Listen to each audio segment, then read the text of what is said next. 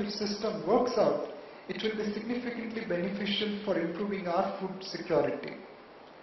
The second question you talked about was on the power side. In the budget, there are no specific announcement for power, but at the end of the day, we are developing about 100,000 megawatt power capacity. On a broad number, 30% is in public sector, 70% is in private sector. A lot of these projects are now funded, they have closed financial closing, and in a country where the installed capacity is about 1,53,000 megawatt, addition of 100,000 megawatt over the next 5, 7, 10 years is pretty impressive. So power doesn't require anything from the budget. All power requires is bit of a land and bit of a water and bit of slowdown in bureaucracy, which can allow power plants to come up quickly.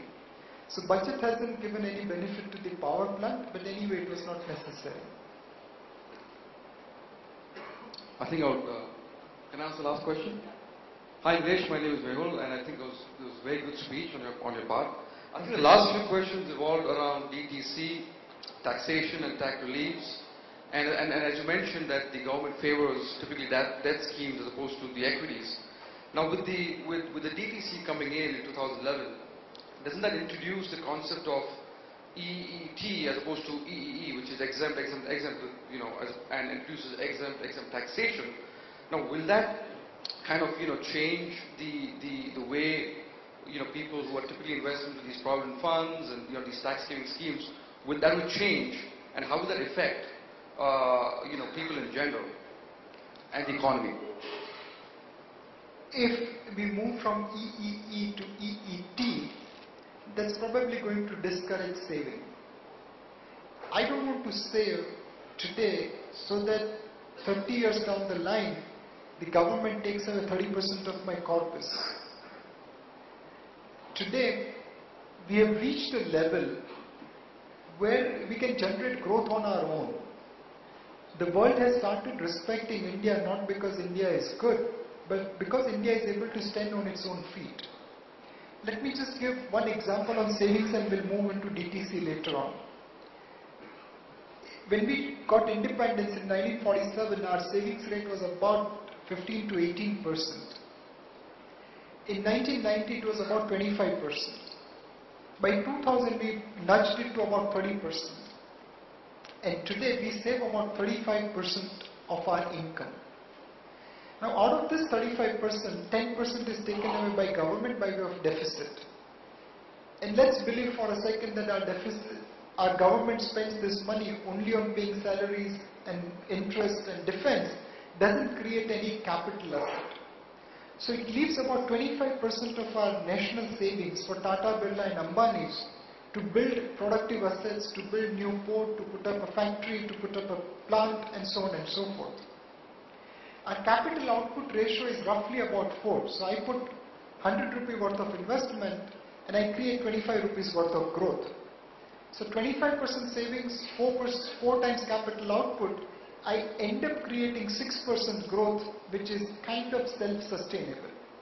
Now this 6% growth rate with Narendra Modi as Chief Minister and good monsoon becomes probably 7, and this 6% with bad monsoon can probably become 5. But broadly, my savings, my own standing is able to give me 6% growth. Now, if I bring $100 billion from foreigners by way of flows, direct investment, portfolio investment, debt, come what may, I'm able to move from 6 to 8. If I want to go from 8 to 10, I need to improve my capital output ratio from 4 to 3 or 4 to 3.5. So somewhere this EEE model has allowed us to save. A large portion of Indian today is saving because of this EEE. Now, moment you make it EET, I don't know what will be the reaction. Will people save so that government can take away on retirement? Or will people go to Charvak model that live life king size?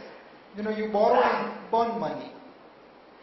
Somewhere the government will have to take a very, very serious and calibrated view whether this transition is necessary. We have seen the after effects of mighty countries like Italy, Greece, Spain, US, UK, who by virtue of larger debt, government as well as personal, are today on the brinks of slow growth and downgrades. India, which has a large government debt but less personal debt, could it afford to go on that road path? I think they will take a calibrated view.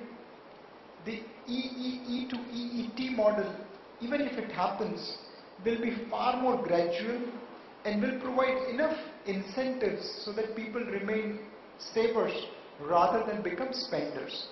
So my feeling is that looking rationally, the government will manage this transition well. There is no reason to be pessimistic about them. Okay, thank you.